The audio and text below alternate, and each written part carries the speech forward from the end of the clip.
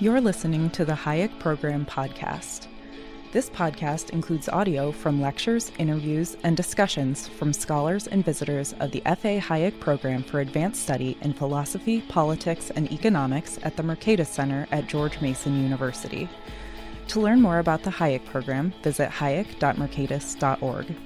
To learn about graduate student fellowship opportunities with the Mercatus Center at George Mason University for students at Mason as well as at universities across the globe, please visit students.mercatus.org. The title of my talk is Hayek, the Nobel, and the Revival of Austrian Economics. This topic clearly calls for a long-run history of thought perspective. It will turn out that the flow of ideas to which we will be referring consists of the development of profound yet elementary insights. But there is no need to apologize for the elementary character of the insights which we will be discussing. In fact, this paradox that the revival of the ideas of the Austrian school has consisted of insights at the same time profound and elementary will turn out to be crucially important for the chapter in the history of modern economic thought that we will be exploring. The orthodox view of the history of the Austrian School of Economics is as follows. The school was born in 1871 with the publication of Menger's Grundsätze der Volkswirtschaftslehre. The 143-year history of this school is usually seen as beginning with a 60-year steady growth in its importance and in its professional reputation, followed in the 1930s by a precipitous decline. That decline led to a 30-year period from about 1940 to about 1970, generally seen as the low point in its history. From the point of view of the mainstream of economic thought, during these decades, the Austrian school had virtually disappeared. The debates of the 30s, it was generally believed, had decisively defeated the Austrians, represented in most accounts by Ludwig Mises and Friedrich Hayek. They had been defeated in regard to macroeconomic issues, in which Keynes and the Keynesians were seen as having overwhelmed Hayek. They were seen as defeated in regard to the socialist calculation debate, in which Langer, Lerner, and others were seen to have thoroughly discredited Mises's bold, politically charged challenges to the profession. And they were seen as having been defeated in regard to the more abstract issues in capital theory, in which Frank Knight was seen to have conclusively bested Hayek's attempts to reaffirm the classic Austrian Böhm-Bawerkian positions long ago challenged by John Bates Clark. Moreover, the Austrians in that period were seen as having been hopelessly unable to keep up with modern methodological developments in the profession. Austrians were out of date in regard to the exciting advances in mathematical economics and in econometric research. Mises' insistence on the purely logical, a priori character of economic theory was seen as thoroughly out of step with a 20th century philosophy of science rooted in the empirical. To boot, the political unrest of the 1930s, which physically scattered the group of Austrian scholars who had surrounded Mises in Vienna, meant that the Austrian school existed for economists between 1940 and 1970 strictly as a bygone episode in the textbooks of the history of economic thought. This perception on the part of the wider economics profession that the Austrian school had, by the end of World War II, disappeared was, curiously enough, reinforced by a sense somehow developed among key members of the Vienna group that a separate identity for the Austrian school was no longer needed. We can mention perhaps Gottfried Haberler and Fritz Machlap as being outstanding examples in this regard. It appears that these eminent Austrians and others honestly believed that what was importantly new in the Austrian economics developed between 1871 and 1930 had, by the end of World War II, in fact been successfully absorbed into the mainstream body of economic thought. To insist on a uniquely Austrian label was, from this point of view, professionally counterproductive and, in the worst sense of the term, backward-looking. The wider profession had fully embraced the once novel Austrian ideas on opportunity cost, on marginalist thinking, on the subjectivism needed for the analysis of the demand side of the market. To insist on a separate label seemed, to these Austrians, to insist on an unfruitful intellectual isolationism. A final nail in the coffin of the Austrian school was, in the view of mainstream economics, driven by what was seen as the utter unfashionability of its ideological implications as understood by the mainstream. In a post-war era in which socialist ideals were widely seen as shining pointers to a progressive future, in which the role of massive government planning and control was not to be questioned, in that era, Mises and Hayek's defense of free markets and classical liberalism was seen simply as antediluvian. To identify oneself as an Austrian was almost to place oneself outside the perimeter of modern civilized social discourse. With the Austrian school seen in this orthodox view as having simply died by mid-century, the resurgence of interest in the school, which began in the 1970s, can be seen as an intriguing, mystifying history of thought puzzle. What was responsible for this mysterious resurrection of an intellectual tradition long thought to be completely dead? I'll try and interpret the theme assigned for this keynote lecture as being to explore the possibility of dispelling this mystery by reference to the important 1970 award of the Nobel Prize in Economics to Friedrich Hayek.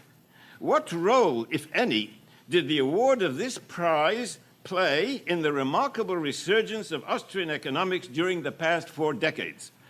There can be no doubt that Hayek's receiving the Nobel Prize had an impact both on the way the profession looked at the Austrians and on the way in which the Austrians saw themselves.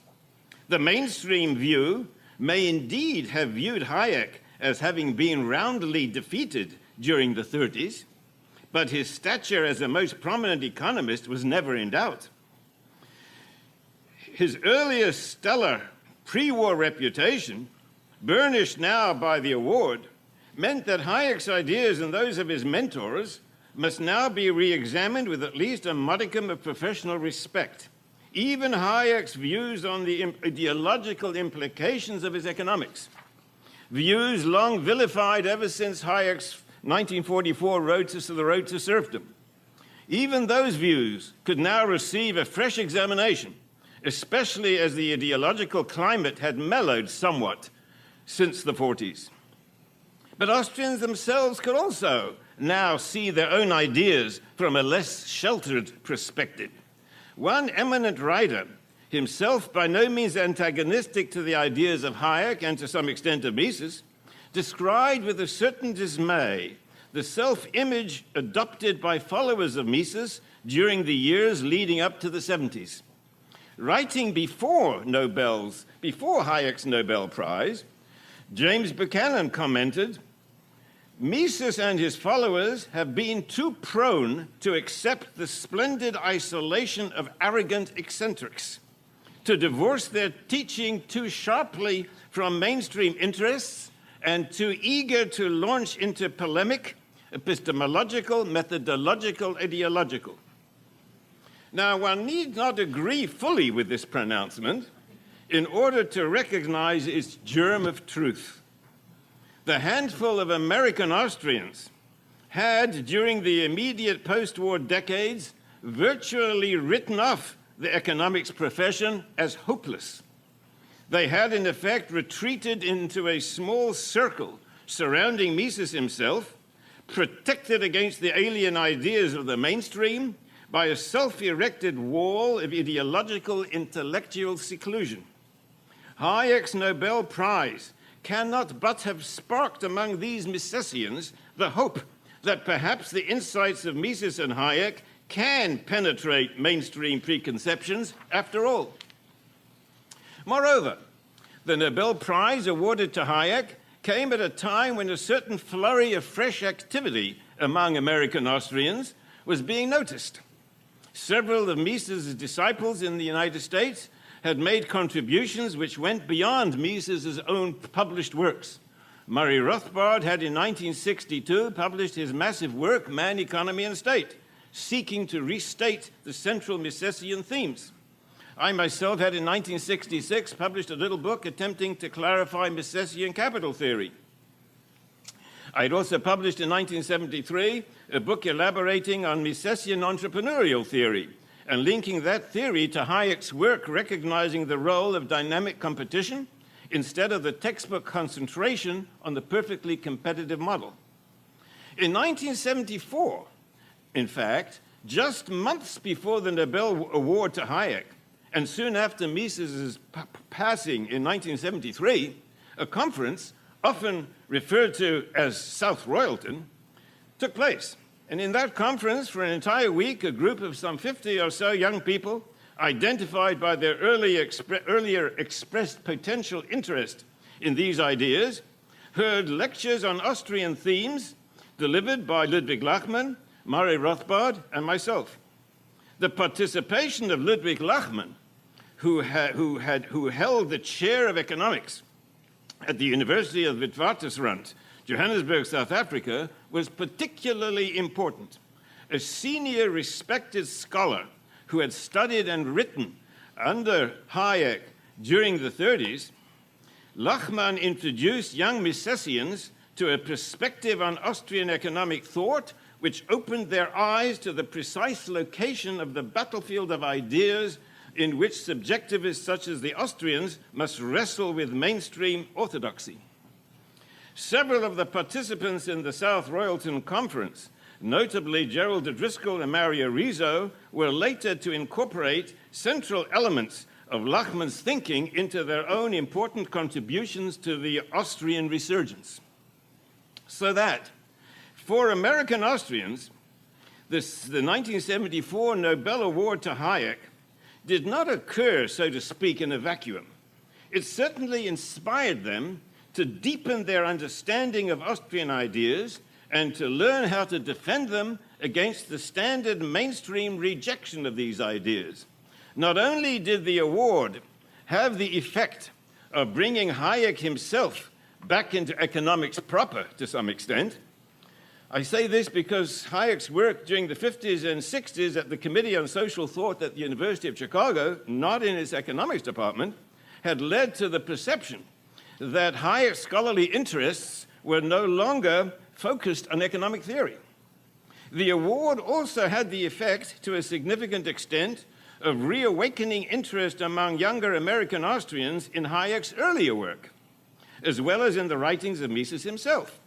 An example of such reawakened interest is Gerald de Driscoll's important, unfortunately neglected work, Economics as a Coordination Problem, The Contributions of Friedrich A. Hayek, which he published in 1977.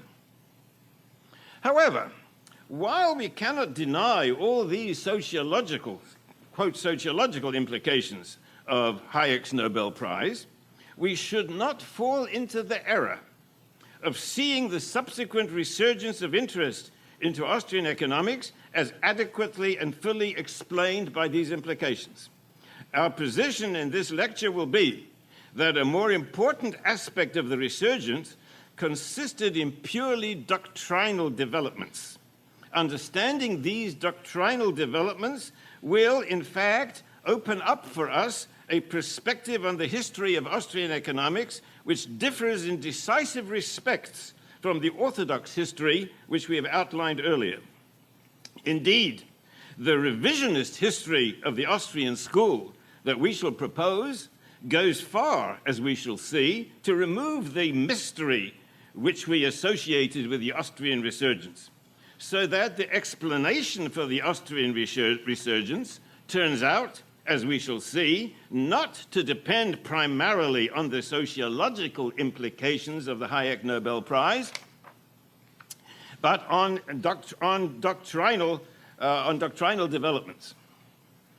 The revisionist view of the history of the Austrian School of Economics, which we would wish to propose here, in this revisionist view, the perception that the vitality of the Austrian tradition in economic theory came to an end at about 1940 is categorically rejected. Quite to the contrary. This revisionist view maintains that the decade between 1937 and 1948 was marked by an outburst of activity, both on the part of Mises and, separately, on the part of Hayek, radically refining and enhancing the Austrian understanding of the market economy. In this revisionist view, we must accept the intriguing paradox that precisely at the time when the orthodox historical account saw the Austrian school as having died, precisely in that period, the leading economists in that school were making perhaps the most important theoretical contributions ever made during the entire span of the school's existence. In this revisionist view, the Austrian resurgence of the 70s and later decades consisted not in a mysterious resurrection of a long-dead tradition, but in the discovery by a new group of fresh younger scholars of the remarkable contributions made by Mises and by Hayek, discoveries that had been utterly overlooked by the mainstream historians of thought in their haste to bury what they viewed as an already completely dead intellectual movement. It must, of course, be conceded that this revisionist history of Austrian economics during the mid-century must grapple with some glaring difficulties. How could the important contributions which we claim for Mises and Hayek have been simply overlooked? The balance of this lecture will, by identifying these revolutionary contributions which we claim for Mises and Hayek, and by relating them both to the earlier versions of Austrian economics and to contemporaneous developments in mainstream economics, this will attempt to deal with these obvious challenges. A good portion of my talk today will explore this claim that during the years between 1937 and 1948, Mises and Hayek made separate radical extensions of Austrian economics. We will here briefly identify these contributions in order to place our revisionist history of 20th century Austrian economics into its relevant context. At the same time, we will be able to address the obvious difficulties which we have referred to, confronting our revisionist view. The key to understanding all these issues is the well-known debate of the 1930s concerning the very possibility of rational central economic planning. As is well known, Mises had, early in the 20s, flatly declared rational central economic planning to be a contradiction in terms. Without genuine market prices for factors of production, Mises had pointed out, no central planning is possible. Without market prices, economic calculation in a complex society is impossible, period. Our thesis will be that the vigorous English language debates during the 1930s over this claim led Mises and Hayek separately to important clarifications. I emphasize clarifications, not modifications, but clarifications of their own earlier positions based on their Austrian understanding of markets. Our thesis will indeed be that these clarifications meant, in effect, that the subjectivist Austrian understanding of markets was being importantly refined, quite apart from the implications for the theory of socialism. It's true that From the short-run perspective of the socialist calculation debate, these refinements merely defended the earlier Austrian critique of socialism against the important challenges of such socialism defenders as H.D. Dickinson, Oskar Lange, Abba P. Lerner. But from the longer-run history of economic thought perspective, we can see these refinements in their true light. From this longer-range history of thought perspective, we can, at least in retrospect, see that these refinements radically deepened the Austrian understanding of the market process. The mainstream of economic thought during this period certainly did not appreciate these defenses of the Austrian positions in the socialist calculation debate, so that it is not surprising that they completely failed to recognize the radically important deepening of Austrian subjectivism which these refinements of the Austrian arguments in the calculation debate constituted. What Mises and Hayek realized, or at least sensed, when confronted with the Lange-Lerner type refutations, so-called refutations of the Austrian critiques of socialism, what they realized was that these refutations rested on a view of microeconomic theory which focused almost exclusively on equilibrium outcomes. That is, on outcomes in which rivalrous competitive entrepreneurial activity is entirely absent. Such equilibrium outcomes, these critics of Mises and Hayek maintained, these outcomes can in principle be simulated by central planners. What Mises and Hayek now sensed was that significant elements of basic economic understanding must be restated in a manner emphasizing not the optimality of competitive equilibrium states of affairs, but the social benefits derived from the systematic steps taken during the rivalrous market process, starting from disequilibrium conditions. Mises's claims concerning the impossibility of rational central planning grew out of his understanding the dynamic market process. Our position in today's talk, the position which nourishes what we have called the revisionist history of the Austrian school, is that the refinements which thus elaborated on the market process, on the theory of the market process, did indeed represent a radical historic advance in Austrian economics and a radical historic deepening of Austrian subjectivism. That the wider profession failed to see all this is and was responsible for the orthodox history of thought view that by 1940 the Austrian school had retreated to old-fashioned, sterile regurgitations of long-rejected neoclassical orthodoxy.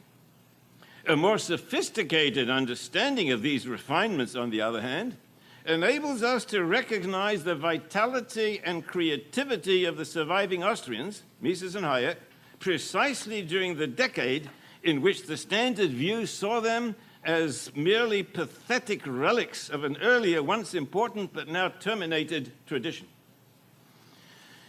In the more extended exposition during the rest of this talk, we will deal with the question of the extent to which Mises and Hayek were themselves fully aware of the radicality of their refinements. Let us restate the central theme of this talk. This theme is that the significant elements in the resurgence of Austrian economics, beginning with the 1970s, consisted in the discovery by younger Austrians of these radical revisions enunciated during the 1937-1948 decade. As illustrations of this claim, we draw attention to two books contributed during the 1975-85 decade by two leading members of this group of younger Austrians. One book we've already mentioned, that was Gerald Driscoll's Economics as a Coordination Problem, the 1977 book, which, among other themes, brilliantly analyzed Hayek's contributions during the 37-48 decade. The second book was Don Lavoie's superb 1985 work, Rivalry and Central Planning, the Socialist Calculation Debate Reconsidered. This was a book which explored the Misesian side of the socialist calculation debate, masterfully demonstrating how that position grows out of the Austrian rejection of purely equilibrium price theory, and that critique grows out of and reflects its emphasis on the dynamic, rivalrous, competitive forces which drive the market process. In this way, Lavoie was able to demolish the orthodox view that the Mises-Hayek arguments had been definitively refuted by their critics. This brief outline that we've just given of the central thesis of this talk urgently calls out for some elaboration. So let me try.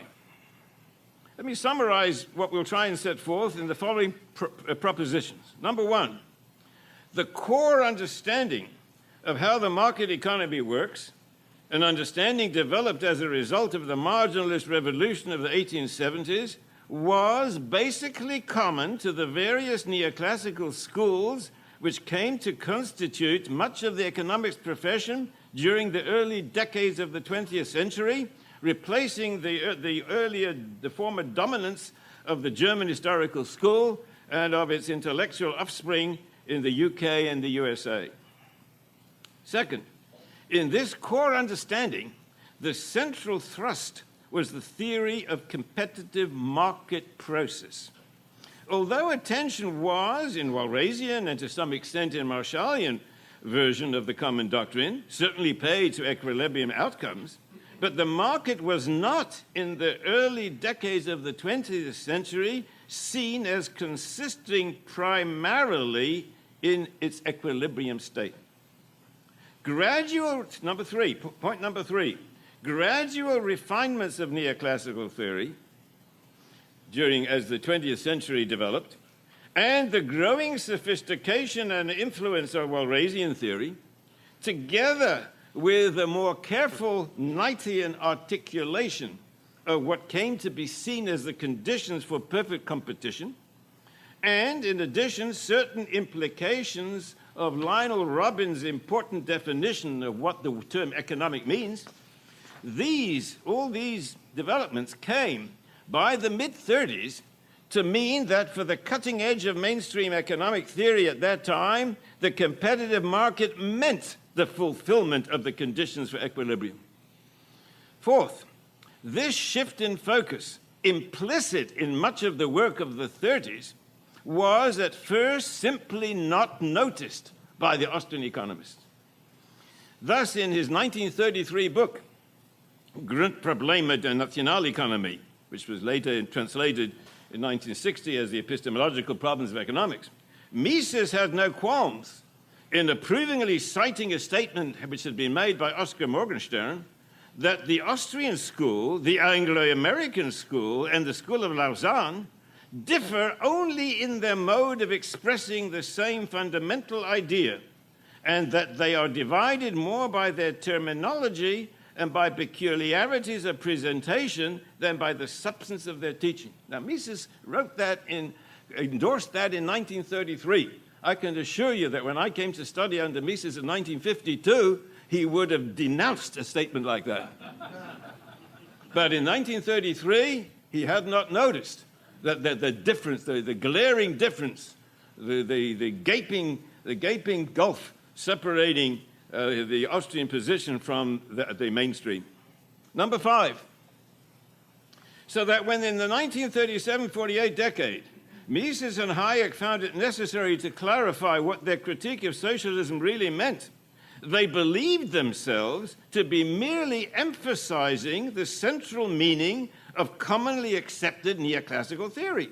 They were simply not aware that their clarifications were, in fact, important original insights, significantly deepening our understanding of how markets work. There's an important book by Frank Mashovek, Perfect Competition and the Transformation of Economics, 1995 book, which explores this very theme. Point number 6. On the other hand, as the new equilibrium versions of neoclassical microeconomic theory came to dominate the mainstream, the textbooks dismissed these clarifications by Mises and Hayek not as important theoretical contributions, but as merely tired repetitions of early, less sophisticated incarnations of neoclassical theory. 7. All this accounts for the circumstance that for decades following the end of World War II, the textbooks unanimously and wrongly dismissed the Mises-Hayek critiques of socialism as having been decisively refuted by the writers who, starting from an exclusively equilibrium view of markets, had demonstrated how the equilibrium outcomes of markets might conceivably be duplicated by sophisticated central planners. Our position today will be that the arguments of Mises and Hayek, working within their market process framework, were entirely immune to such neoclassical equilibrium critiques. And moreover, that their clarifications of the meaning of dynamic competitive forces, as distinguished from the concept of perfect competition, and their clarifications of the entrepreneurial process driven by the urge to win pure profit, rather than the conditions in which pure profit is ruled out by definition, that these clarifications constituted major original contributions to a more sophisticated Austrian economics. Mises and Hayek, one surmises, saw their clarifications as no more than careful restatements of earlier widely recognized truths. We, with the hindsight of subsequent history of thought re-evaluation, can recognize the novelty and creativity of these contributions. It was only decades later, after years of Walrasian dominance, that the younger Austrians could recognize the yawning gulf separating these Mises-Hayek contributions from the mainstream orthodoxy, and could at the same time recognize the validity and importance of these contributions. In 1932, Lionel Robbins presented his celebrated definition of that which is economic. Robbins taught us that the economic perspective on human and social affairs focuses on that aspect of human activity, whether in isolation, Crusoe, or through interpersonal interaction, markets, on that aspect of activity in which each individual recognizes that he is seeking to maximize an outcome, utility, profit, is seeking to maximize an outcome in a situation circumscribed by given resource limitations. Scarce means, juxtaposed with multiple competing ends, impose the need to economize. In a market society, the scarce means, with respect to which an individual must economize, turn out to be definable only in terms of the opportunities being made available by others. Thus, a person's budget constraint is a function of the market prices of the items which he might be interested in buying. Robbins' emphasis on economics as a discipline based on seeing market participants as decision makers was a distinct advance over earlier British formulations. And this advance was, in fact, deeply influenced by his familiarity with the Austrian school in the late 1920s. Robbins had visited Vienna a number of times in the late 20s, and he had been deeply influenced by the Austrian school. So this was an advance for which Austrians could take credit. However, as the textbooks of the 30s and 40s came to incorporate Robbins' important insight into the meaning of efficient allocation of resources, they came to extend that insight to areas of economics to which Robbins had not directly referred. One of these extensions was roundly deplored by James Buchanan in his 1963 presidential address to the Southern Economic Association. And that extension was the direct application of the notion of individual economizing activity, that is, the seeking by the individual to maximize the satisfaction of his/her ends within a framework of given means, the extension of that notion to the economy as a whole. Somehow, the textbooks illegitimately cited Robbins as the source of the idea that a nation is confronted with a global problem of allocating its resources efficiently. A second extension of Robbins' insight was the acceptance of an assumption believed to be implicit in Robbins' formulation, namely that each individual in society does in fact correctly know the constraints governing his individual economic problem. It was not always borne in mind that this assumption, if consistently applied, this assumption is a coherent one, strictly and exclusively in an equilibrium market context.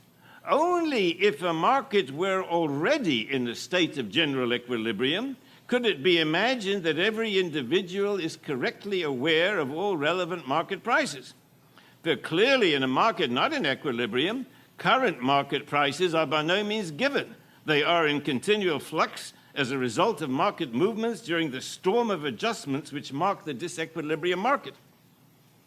Now, both Hayek and Mises, although neither of them directly challenged the Robbinsian definition, but both Mises and Hayek separately grappled with these same issues. Mises, in his monumental 1949 Human Action, and in its earlier 1940 German language version, Nationalökonomie, Mises presented economics as concerned not with economizing decision-making, but with human action. To act, Mises pointed out, is to aim purposefully at a goal. While efficient allocation of given scarce resources may certainly, possibly be one form of human action, this latter term, the term human action, does not in any way depend upon assumed prior knowledge on the part of the actor concerning means and ends. Indeed, human action includes the very determination of the framework of ends and means with respect to which efficient resource allocation may hopefully be achieved.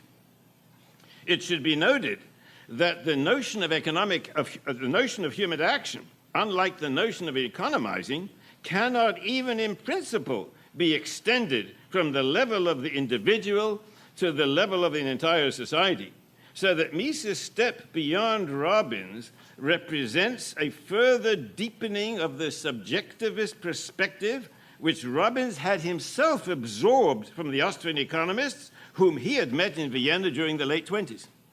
It was Mises' focus on human action which led him to recognize and to emphasize the role of pure entrepreneurship in individual action and in the dynamic market process.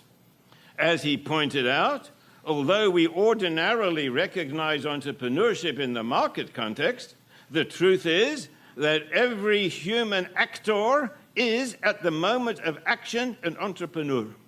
He faces an open-ended future within which he must determine the range of opportunities available to him.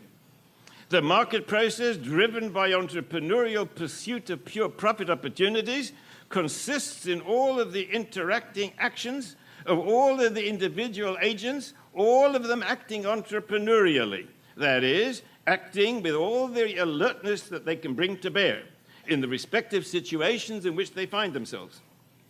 Pure profit, the element which provides the dynamic force driving the market process, occurs when an alert, prescient entrepreneur senses that a complete package of inputs can be assembled today at a total cost which is below the revenue that will tomorrow be able to be received from eager consumers by producing and selling output without using anything more than what's in that package. In other words, pure profit emerges as the implication of what is in effect the presence of two market prices for the same package. The package can be assembled at a cost of 50, and the revenue from that package is 100. But this, by definition, is a disequilibrium situation. Two prices for the same package is a direct contradiction of the definition of equilibrium. What the market process consists of is an endless series of competitive entrepreneurial moves inspired by such arbitrage opportunities. All this is far, far removed from the Walrasian view of the market as a state of affairs in which all decisions being made are Robbinsian decisions, each of which correctly anticipates the parallel Robbinsian decisions being made by everyone else. This latter equilibrium situation offers no understanding of how it might ever be attained. Mises' articulation of the competitive entrepreneurial market process, an articulation which he apparently saw as merely the clarification of what all 20th century economists had once understood, was in truth a major, almost revolutionary advance in economic understanding. He presented this in his German language 1940 Nationaleconomie, and in 1949 in the English version of the same work, appropriately titled Human Action. Hayek's no less revolutionary contribution during this same decade came in the form of a series of remarkable papers, starting in 1937, continuing through 1945, and which were first published together in his 1948 Individualism and Economic Order. In these papers, Hayek underlined the role of interpersonal knowledge in markets. The very definition of equilibrium shows that such an imagined state is the state of complete, perfect interpersonal knowledge.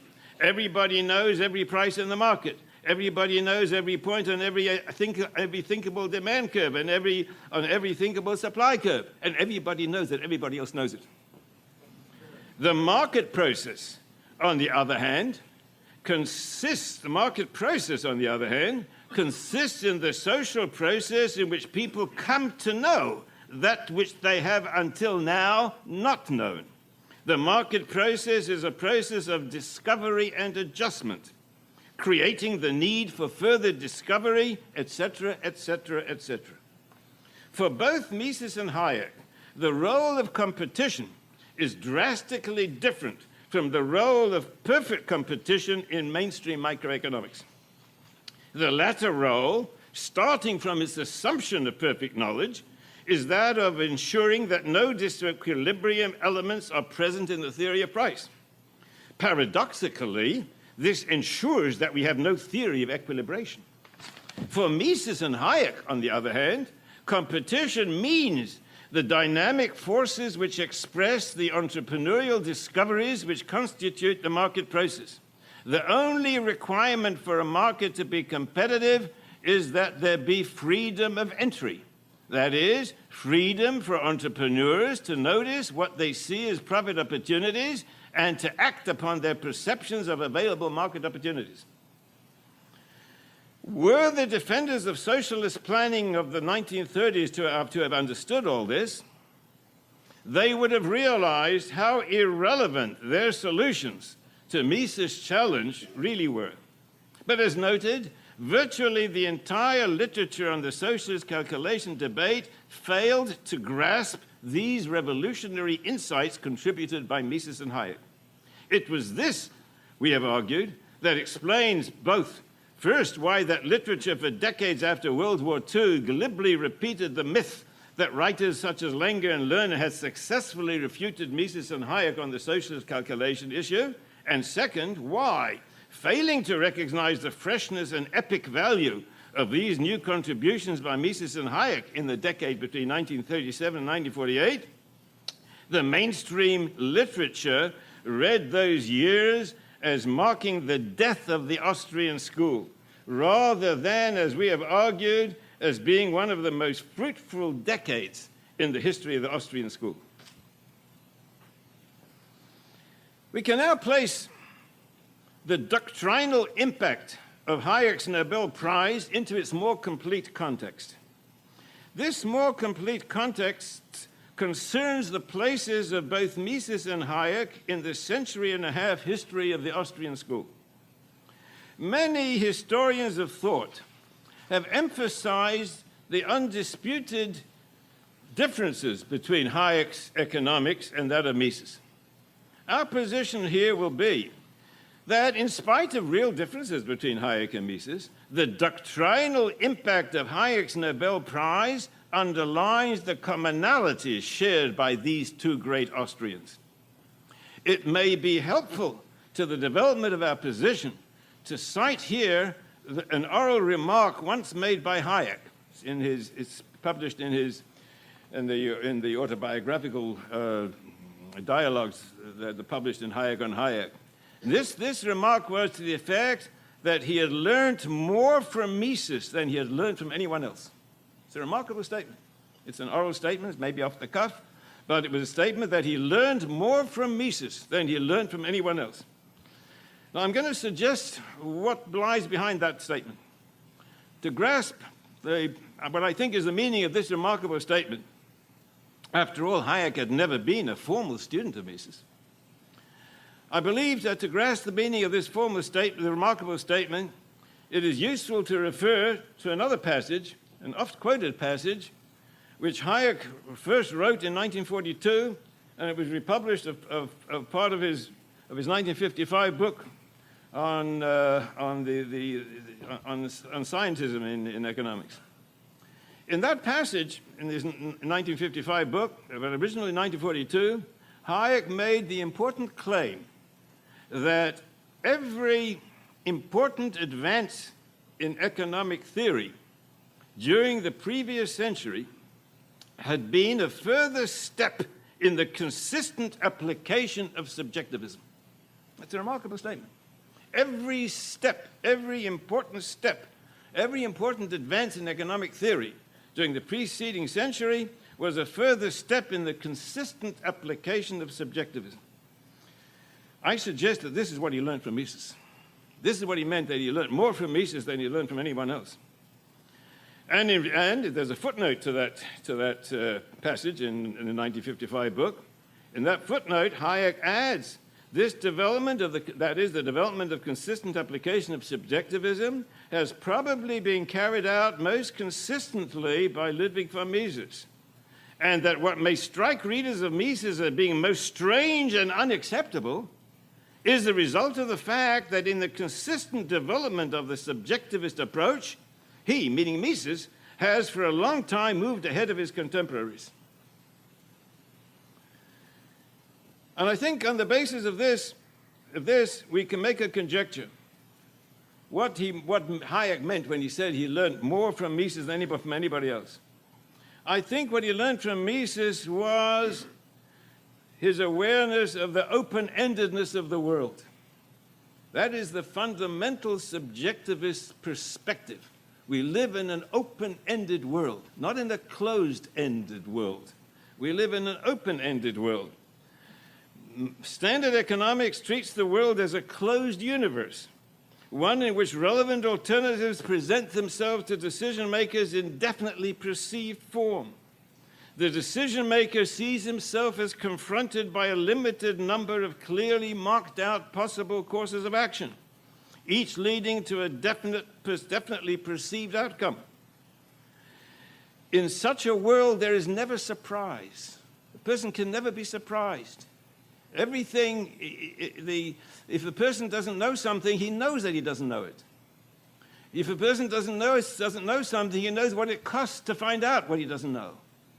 He's never surprised by a piece of information that he didn't know before, because he knew they didn't know it. So there's nothing to be surprised about. That's a closed-end world. But what Mises subjectivism taught Hayek was that we live in an open-ended world.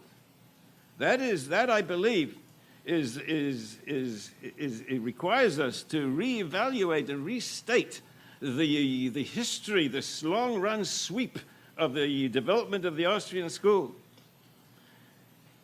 The history of economics, from its classical roots in the 18th century to its modern state at mid-20th century, was a story of transformation from a physicalist framework to a subjectivist framework. The classical economists saw causation in economics as being set in motion by the physical, natural constraints of niggardly nature.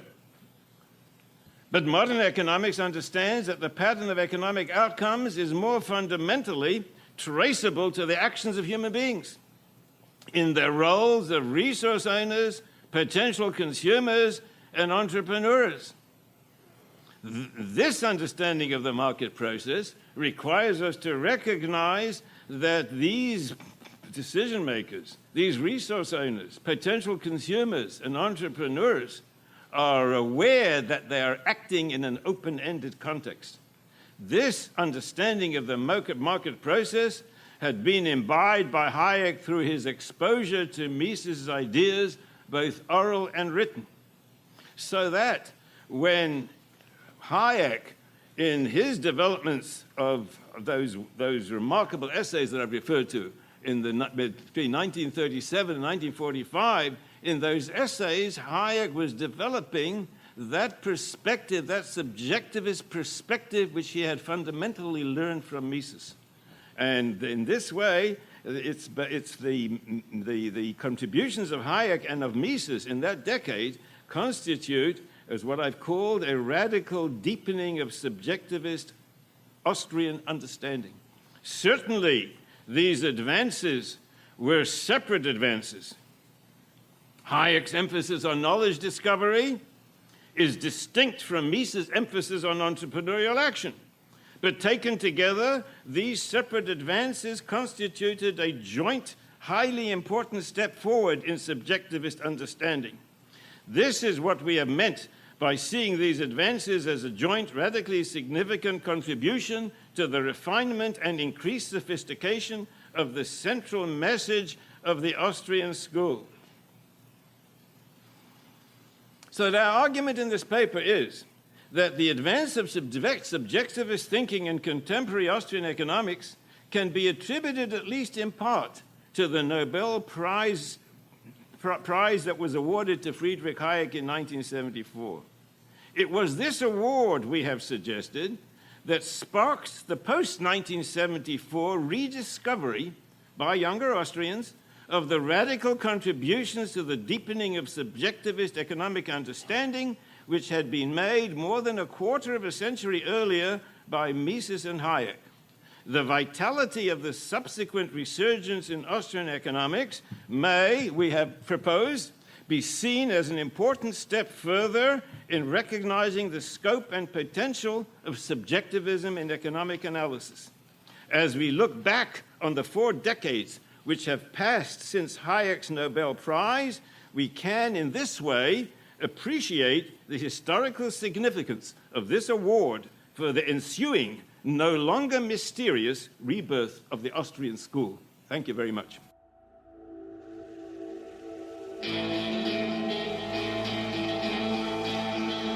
Thank you for listening to the Hayek Program podcast.